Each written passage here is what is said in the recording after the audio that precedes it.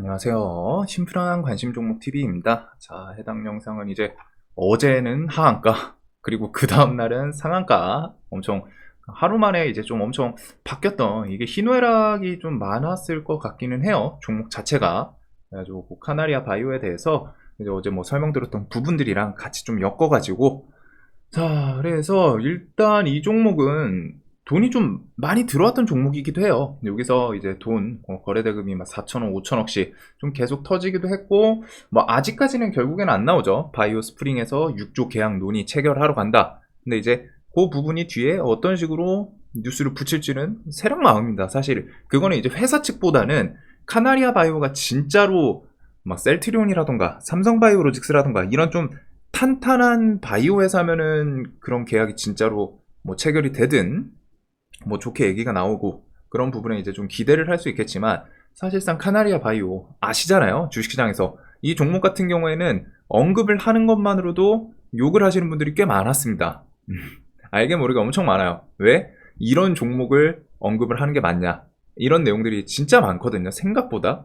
그리고 그 부분에 대해서 그분들의 생각도 저는 당연히 이해는 가요. 왜? 분명히 재무가 좋지 않은 회사이고, 그리고 저도 영상에서 그냥 대놓고 말씀드렸던 게, 얘 현대사료였잖아요. 현대사료를 모르시는 분들도 있더라고요. 뭐 주식을 뭐 최근에 하셨거나 하시면 현대사료가 무슨 종목인지 모르시는 분도 있습니다. 현대사료? 뭐 사료주 아니야? 그 현대사료가 카나리아 바이오입니다. 지금 현대사료가 여기서 이제 현대사료 1, 2, 3, 4, 5, 6, 7, 8, 9, 거의 9상 가까이 하면서, 이게 진짜 3,000원짜리가 여기 3만원 보내고 그 다음에 밀렸다가 결국에 5만원까지, 흔히 말하는 템버거 뭐 금양 같은 느낌이긴 하죠. 근데 이제 금양이랑 뭐 조금의 분명히 퀄리티 측면에서 차이는 있지만, 뭐가 됐든 현대사료 누가 봐도 차트만 딱 봤을 때 무슨 느낌이죠? 아, 이거 진짜 그냥 세력이 대놓고 작업했던 종목이구나, 그냥 그 작전주구나, 진짜 그 대표적인 그런 성격의 차트를 딱 갖고 있잖아요. 상한가를 9번 연속으로 갔다가 이랬던 종목이기 때문에, 그리고 회사 재무도 당연히 뭐 보나마나 뭐 좀 튼실하거나 그러진 않아요. 그리고 이 회사에 대해서 당연히 현대사료였기 때문에 그 부분에서 중간중간만 엮으면서 해먹었던 뉴스들 다 이제 막 주식시장 하다 보면 기억하죠. 하는데 그랬던 종목이에요. 진짜 그냥 딱 뭐 두말 필요 없이 세력이 대놓고 작업하던 종목이다. 작전하던 작전주다. 관심 테마에서도 그런 부분을 설명을 드리긴 했습니다. 근데 결국에 우리는 세력주 테마주를 매매하는 사람이죠. 세력주 테마주. 그렇기 때문에 이런 변동에 대해서 뭐 회사 재무는 분명히 중요해요. 회사 주식시장에서는 특히 재무가 조금 안 좋으면 거기서 생기는 리스크들, 뭐 유중을 할 수도 있고, 주주 배정으로 갔다가 뭐 감자라던가 뭐 상패 시즌에는 그만큼 더 오락가락하는 것도 있겠죠. 그리고 보통 회사가 좀 안 좋은 애들에서 뭐 횡령이나 배임 이런 애들이 좀 많이 나오긴 합니다. 물론 이제 오스템 임플란트 같은 경우는 조금 노뇌, 정말 예상외로 갔다가, 야, 저런, 어떻게 보면 오스템은 이제 중소기업보다는 살짝 중견기업의 느낌이거든요. 얘는 뭐 그걸 딱 나눠놓진 않았지만, 근데 그랬던 종목이 일단 횡령 그 이슈로 갔다 일단 이렇게 정지를 들어갔었죠. 그 이후에는 뭐 지금 뭐 공개면서 막 이렇게 하면서 막 가격 더 오르긴 했는데, 이 당시에 정말 충격이었습니다. 오스템 임플란트에서 와, 저런 일이 일어날 수도 있구나. 근데 이제 주식시장이라는 게 세력주 테마주, 우리가 가치 투자를 하는 사람이면은 분명히 가치를 따라야 돼요. 하지만 결국에 가치 투자를 하든 세력주 투자를 하든 목표는 뭐죠? 내가 정말 그 회사에다가 주주로서 뭔가 어필을 하고 이 회사를 막 진짜 키우고 그러려고 투자를 하시는 분은 솔직히 없다라고는 단정 지을 수는 없겠지만, 100분이 있으면 99명은, 100명 중에 99명은 그냥 사실 딱 단순하잖아요. 차익 실현이에요. 나한테 이득을 얼마나 주는가, 내가 이 종목에서 이득을 얼마나 챙길 수 있는가, 이게 중요한 거거든요, 주식에서. 그렇기 때문에 우량주, 삼성전자, 뭐 아니면 흥하해운 지금 얼마죠? 이 종목 지금 1,000원짜리잖아요. 근데 이 종목 과거에 어땠을까요? 이랬던 종목이에요. 그리고 OCI, 뭐 태양광에서 엄청 대표격이죠. OCI 지금 10만원인데 이 종목이 얼마였죠? 60만원. 이 회사가 그렇다고 해서 막 진짜 뭐 잡주, 세력주였을까요? 이 당시에. 태양광 이슈랑 엮으면서 튼실한 회사였습니다. 근데 결국에는 세력주든 우량주든 뭐가 됐든 중요한 거는 우리가 주식 투자를 하는 목적이 중요하다는 거예요. 뭐 회사 재무가 안 좋고 거기서 이제 리스크가 파생되는 거 분명히 있어요. 그런 건 인지는 해야 돼요. 아예 모르고 하는 것보다는 분명히 조심해야 될 그런 재무상 리스크. 이건 좀 너무 큰데? 혹은 상패 시즌인데 이거 상패 얘기 나올 수도 있겠다. 그것만으로도 주가를 하락시킬 수 있기 때문에 분명히 주의는 해야죠. 그리고 대놓고 작업하는 작전주들은 진짜 별의별 뉴스가 다 나오기도 합니다. 하지만 핵심은 뭐다? 나한테 수익을 주면은 고마운 종목이고 손해를 주면은 안 좋은 종목이에요. 뭐가 됐든 삼성전자 뭐 우량주라는 거는 이거는 두말할 필요 없잖아요. 다 알잖아요. 삼전이 뭐 이거를 뭐 중소형주 잡주다 라고 표현할 수 있는 사람은 없겠죠, 우리나라에서. 근데 그런 삼전도 10만원에서 사신 분들한테는 뭘까요? 마음속에 잡주란 말이에요. 왜? 나한테 손실 주고 있으니까 30% 40%. 삼전에서 마이너스 30%를 만나 카나리아 바이오에서 마이너스 30%를 만나 둘 다 마이너스 30%예요. 대신에 뭐 이제 같이 투자를 하시거나 하시는 분들은 근데 삼전 기다리면은 저 회사는 튼튼하니까 나중에 올라오지 않을까? 그렇게 생각을 하실 수도 있어요. 그리고 그 생각이 틀리지도 않고. 근데 반대로 그러면은 카나리아 바이오도 이거 대놓고 세력이 작업하는 종목인데 뒤에 뭐 뉴스를 붙이면서 다시 30% 오를 수도 있지 않을까? 라고 세력주 매매하는 입장에서는 그대로 또 반박을 할 수도 있습니다. 결국 어디가 옳고 그런 게 아니라 뭐가 됐든 주식은 나한테 수익을 주는 게 최고라는 거죠. 그래서 이 종목 같은 경우 진짜 애환이 있는데 이거 막 가면은 분명히 여러분들이 주식시장에서 세력주 매매를 하면서 항상 그 종목의 끼 그리고 어느 정도 움직였던 그런 내용들을 알고 계시는 건 필요합니다. 저도 영상에서 이제 설명드리는 부분들이 있죠. 이거는 종목 끼는 좀 안 좋다. 아니면은 종목 끼는 좋은데 상한가를 잘 못 닫는다. 이거는 대놓고 세력이 작업하는 종목이다. 세력이 작업하는 종목은 기본적으로 뭐가 있을까요? 장단점이 뚜렷해요. 엄청 뚜렷해요. 이게 딱 그냥 차트 보면은 뭐가 보이죠? 변동성이라는 단어가 떠올라야 됩니다. 왜? 오를 때 미친듯이 오르고 밀릴 때 미친놈처럼 내리고 또 올리고 또 밀고 또 오르고 또 밀고 또 오르고 또 밀고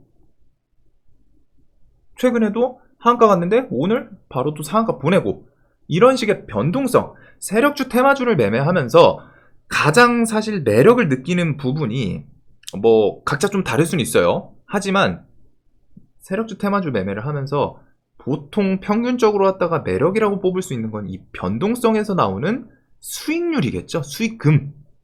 수익금. 왜? 삼성전자, 우량주 자꾸 저는 삼성 엄청 좋아해요. 삼성 엄청 좋아하는데 이 종목은 하루에 변동성이 1%, 2%, 3%밖에 안 됩니다.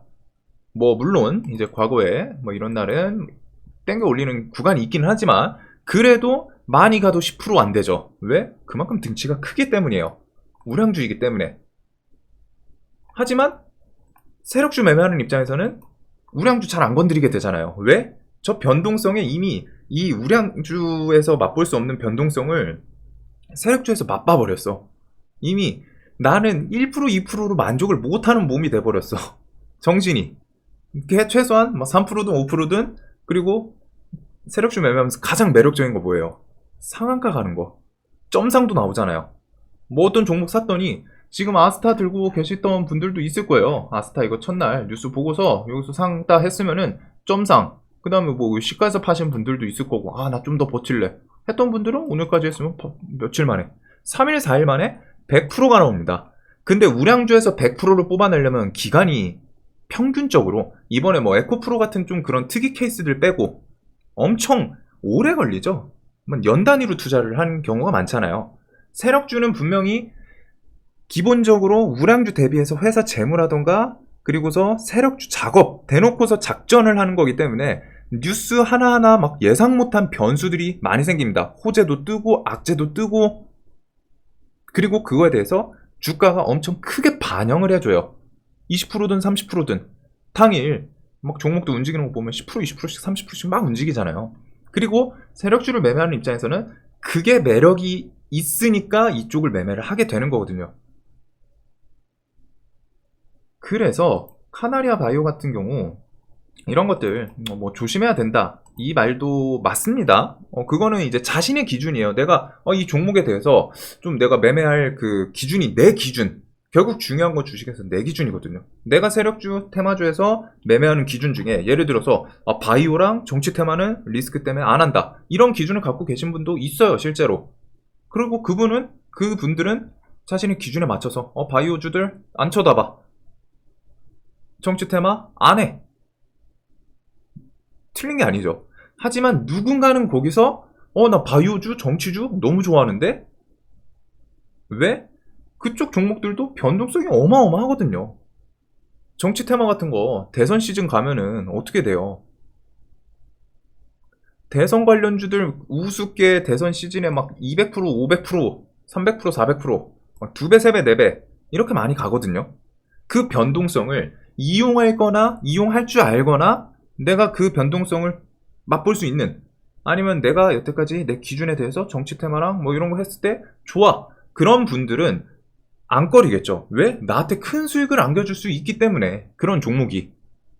그렇다고 정치 테마가 리스크가 없나요? 다 알고 있어요. 그 분들도 매매를 하면서 그 리스크에 대해서는 인지를 하고 있습니다. 대선 테마 사실 엄청 뜬구름이잖아요.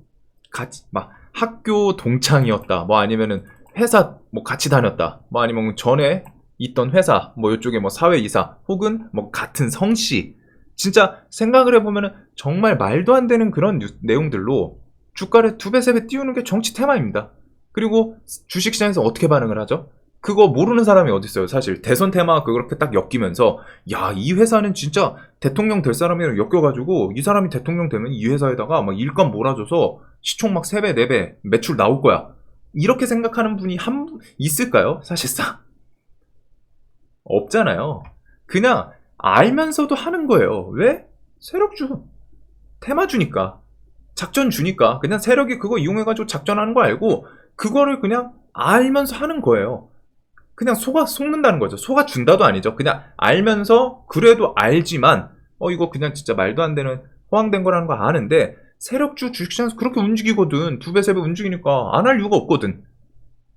바이오 똑같아요. 이 회사 재무가 안 좋다? 그 재무에 대해서 내 기준에서 넘어가면은 안 하는 게 맞죠. 하지만 누군가는 어제 핫다 해가지고 오늘 아침에 갭 16% 시원하게 떴죠? 어제 시간에 한 8%, 9%에서 마감을 했는데 아침에 16%, 그리고 그 종목이 꾸역꾸역 하더니 결국에 상한가까지 보내요. 외국인 프로그램 매수랑. 이런 거를 또 누군가는 기다리다가 낙폭 과대에 대해서 어제 저도 영상에서 이 자리는 사실 좀 기다린 분들도 많지 않을까 라고 설명을 드렸고, 공략하신 분들도 많을 거예요. 아침에 갭 두고 저는 이거 그냥 시가에 날렸는데 남은 거 근데 상한가 가는 거 보고서 좀 놀랍기는 했어요. 근데 이게 주식시장이라는 거죠. 우리가 하는 세력주라는 거예요, 이런 게. 물론 이 종목 계속 건드리다 보면은 나중에 뭐 상패가 가고 뭐 몇 년 안에 가거나 그럴 수 있어요. 대신에 모든 종목은, 우량주도 똑같습니다. 리스크가 없는 종목은 없어요. 어떤 종목이든 리스크는 존재합니다. 삼성전자조차 리스크는 존재해요. 삼성전자가 리스크가 없는 투자라는 게 사실 없죠. 리스크가 없는 투자라는 거는 존재할 수가 없죠. 삼성전자 이걸 리스크가 없을 수가 없잖아요. 뭐가 됐든 주가가 내려왔는데 이걸 리스크가 없다라고 표현하기는 좀 그렇죠. 9만원짜리 10만원짜리가 뭐가 됐든 반토막 가까이 났거든. 근데 이 회사가 우량주 아니라는 거, 삼전이 우량주 아니라고 누가 말할 수 있을까요? 절대 없겠죠. 결국에는 어떤 종목이든 투자를 한다라는 행위 자체는 리스크가 존재를 하고 그 리스크의 강도의 차이가 있는 거예요. 얘는 진짜 리스크가 커. 그러면은 내가 내 기준에 리스크가 숫자화 시켜가지고 100분열 했을 때 뭐 70% 넘어간다. 그러면은 안 할래. 나는 30%까지는 해.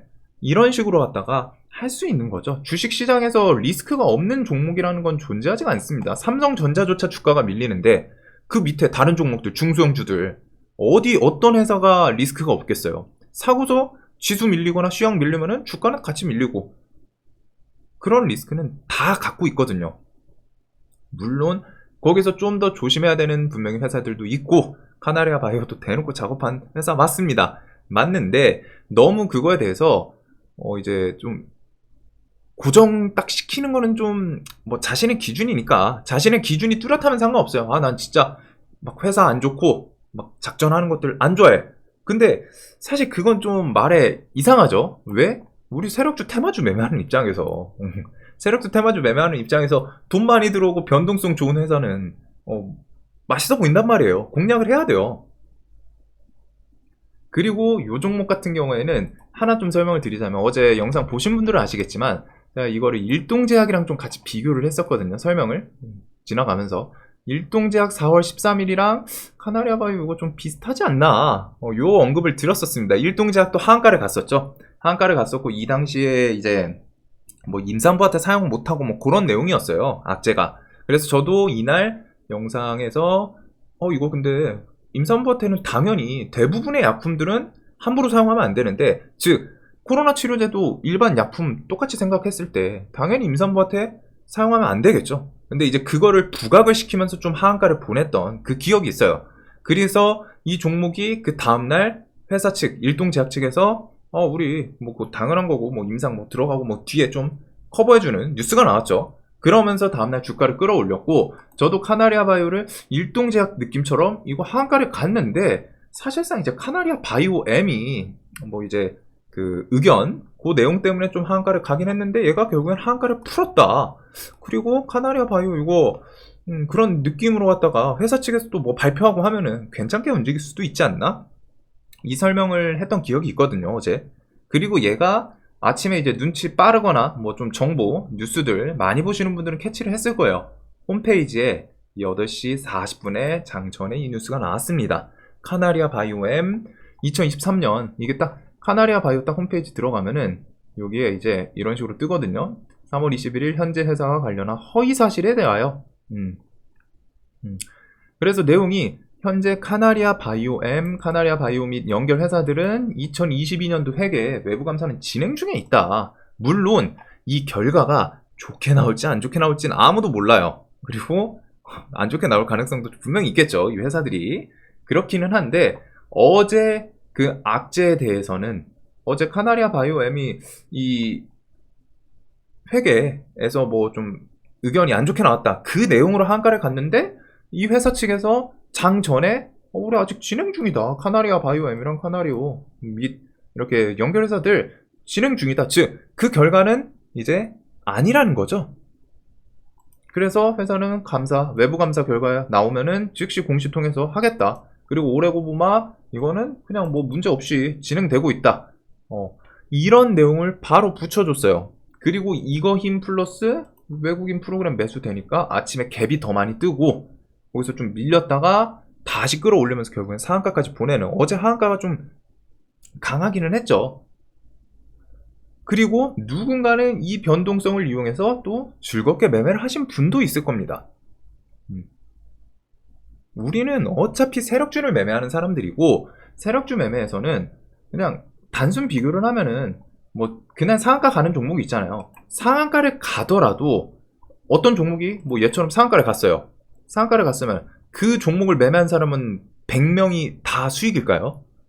아니겠죠. 그 안에서 이렇게 뭐 오르락 내리락 하고 뭐 이러면서 상한가를 갔으면은 여기서 사서 여기서 손절한 사람도 있을 거예요. 여기서 사가지고 여기서 손절한 사람도 분명히 있습니다. 종목이 상한가 갔다고 그 종목을 매매한 사람들이 모두 그 수익을 즐기고 있진 않겠죠. 그 안에서도 손절이랑 수익이 다 많이 나뉘어요. 즉 리스크 분명히 중요하죠. 재무에 대해서 그리고 회사 그 끼 뭐 대놓고 작업하는 종목들 분명히 주의는 해야 됩니다. 대신에 그 부분에 대해서 사실 우리가 할 수 있는 게 또 있죠. 비중 조절. 리스크 좀 높은데 아예 안 건드리는 것도 분명히 정답에 가까워요. 자신의 선택이니까. 근데 저는 이 종목이 좀 계속 이거 어제 하한가도 좋아 보인다고 했던 게 그런 부분이었거든요. 이 종목 끼가 좋았잖아요. 일단 첫 번째로 끼가 엄청 좋잖아요. 그리고 어제 스트레이트로 하한가를 보냈는데, 사실 악재에 대해서 일동제약이랑 비교 드렸던 게, 일동제약을 같이 설명드렸던 게 저한테는 그 느낌이었던 거예요. 그냥 단순 핑계거리, 조정거리, 조정 주고 싶은데 이런 뉴스 붙여가지고 한번 슉 보내고, 그 다음날 일동제약처럼 보란듯이 뭔가 또 회사 측에서 뉴스 나오면서 또 씻어줄 수도 있지 않나? 그리고 카나리아 바이오도 실제로 일동제약처럼 장전에 저런 뉴스를 붙여주고 땡겨 올렸습니다. 그래가지고 뭐 그 부분에 대해서 뭐 이제 맞다 틀리다 라는 말씀을 드릴 거는 아니에요. 분명히 자신이 주식시장에서 뭐 이런 종목들을 안 하면 안 할수록 오래 더 길게 갈 수도 있겠죠. 대신에 이제 이런 변동성에 대해서도 분명히 결국은 우리 세력주 매매를 하고, 세력주 매매의 가장 큰 장점이자 단점은 변동성이 크다는 거예요. 뉴스 하나에 상한가하고 뉴스 하나에 하한가하고, 그러니까 이런 종목이 나오겠죠. 어제 하한가가 오늘의 상한가. 그러면은 어제 여기 3만원에서 들고 있던 분들은 밑에서 만약에 손절을 치고, 여기서 어제 핫다했던 분들은 오늘 이런 식의 또 수익을 맛보고, 정말 천당과 지옥을 하루 만에 오고 가는, 우리가 하는 세력주가 이런 종목들입니다. 세력주 매매 테마주 자체가 이런 성질을 띠고 있어요. 그리고 기본적으로 그 리스크에 대해서, 리스크가 아예 없는 종목이라는 건 주식시장에 존재하지 않아요. 그 리스크의 차이가 있는 겁니다. 그래서 그런 것들은 항상 좀 생각하시면서 매매를 좀 이어가셨으면 좋겠어요. 그래도 주식시장이 진짜 이런 거 보면은 묘지경이긴 하죠. 어제 하한가가 오늘 상한가. 그리고 진짜 일동제약처럼 그때랑 거의 싱크로 똑같기는 해요. 또 회사 측에서 딱 뉴스 붙이면서 다음날 시세 막 땡겨 올리고, 상한가까지는 사실 저도 생각 못했는데 야, 상한가를 또 보내더라고요. 그래도 뭐 분명히 그런 이 회사가 좀 조심조심 해야 되는 그런 회사는 맞습니다. 대놓고 작업을 했던 이력들이 있기 때문에. 그 대신에 이런 모습은 또 뒤에서 뭐다? 종목의 끼가 좋기도 한 거예요. 왜? 움직일 때 시원시원하게 움직여 준단 말이에요. 그러니까 오늘도 상한가를 보냈겠죠. 어제 한가 같지만. 그래서 여러분들이 주식시장에서 리스크를 가끔 대화를 하다 보면 그런 분들이 있더라고요. 리스크 없는 종목을 해야 되지 않냐. 근데 제가 드리고 싶은 말은 삼성전자조차 리스크가 있는데, 우리 세력주 테마주를 매매하는 입장에서 리스크가 없는 종목은 없다. 리스크 강도의 차이고, 그 강도에 대해서 내가 이거는 리스크 퍼센테이지가 이 정도로 높으면은 나는 안 할래. 이 자신의 기준에 따라 매매를 또 이어가는 게 맞지 않나. 그래서 뭐 어떻게 보면 좀 중구난방, 뭐 그렇게 또 메인 중심 이야기거리는 아니기는 해요. 그래도 한 번 정도는 이런 내용에 대해서 여러분들이 하는 매매가 뭔지, 아니면은 이 보면서 같이 투자를 하시는 분들도 있을 거예요. 분명히 자신의 방향을 한번 조금 더 깊게 생각을 해 보셨으면 좋겠습니다. 영상 봐주셔서 감사합니다.